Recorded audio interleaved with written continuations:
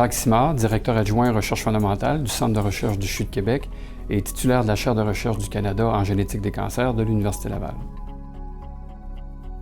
Une des priorités les plus importantes pour le centre de recherche, c'est de rendre accessible à tous ces chercheurs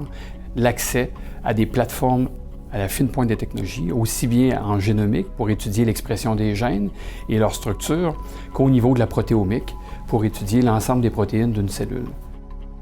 Dans ce contexte, ça reflète aussi des plateformes qui sont d'une importance capitale pour le type de recherche que j'effectue au niveau de la génomique du cancer du sein, afin de mieux comprendre les risques qui peuvent être associés et d'être capable de diagnostiquer précocement ou d'identifier des femmes qui sont plus à risque. Depuis une vingtaine d'années, on s'intéresse à mieux comprendre les gènes de susceptibilité, les gènes de prédisposition au cancer du sein.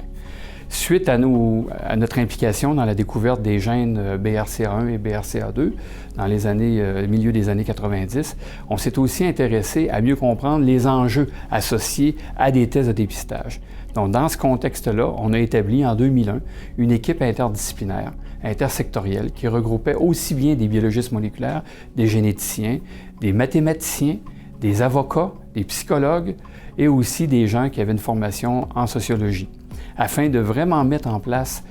une structure, une infrastructure pour permettre aux femmes ayant un risque élevé, ayant une histoire familiale, d'être le mieux encadrées possible. J'étais très fier d'être impliqué dans la découverte des gènes de prédisposition,